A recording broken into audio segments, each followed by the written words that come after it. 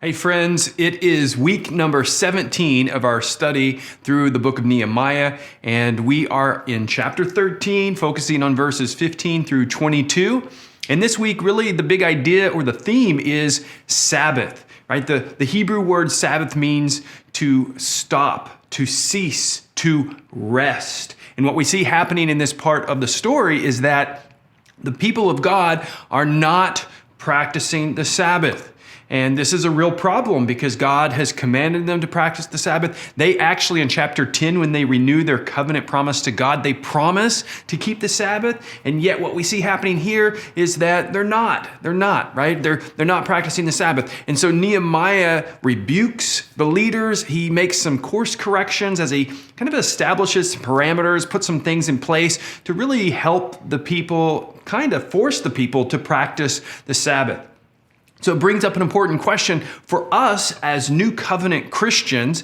Should we practice the Sabbath? And the simple answer is yes, we should. But because Jesus is the Lord of the Sabbath who fulfills the Sabbath law on our behalf, Jesus has the ability and has changed the way we practice the Sabbath. And so we're free in Jesus not to not practice the Sabbath, but rather we're free to practice the Sabbath in a new way because Jesus is our Sabbath rest, which means we can go to Jesus anytime, anywhere, and experience Sabbath rest in Him. Now, how we want to apply this, though, is let's think about, what does it look like for you to practice the Sabbath? And I want to give you a few recommendations. The first is this. Number one is to establish a time that you practice the Sabbath, right? It would be really helpful for you to establish a day of the week in which you practice the Sabbath. That could be Sunday. It doesn't have to be Sunday. It could be another day. But just have some time throughout the week where you say, you know what? This is the time when I rest. This is the time when I connect with God. And then put that on your schedule, right? Block it out.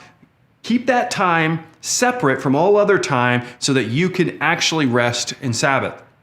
The second thing that I would recommend is that you get rid of distractions, right? Whatever is distracting, whatever feels like work, whatever is work, get rid of it, right? If that means you need to turn off your phone, turn off your phone. If that means that you need to not do any, errands, not do any housework, just not do the things that you would normally do in your busy life, don't do those things, right? Just kind of take a break and get rid of the distractions.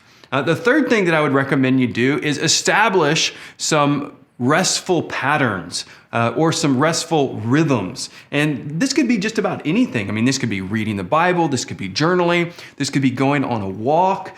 This could be taking a nap in a hammock, right? Whatever is restful for you, make that something that you practice, that you do as a part of your Sabbath ritual or rhythm. Really, the idea is this.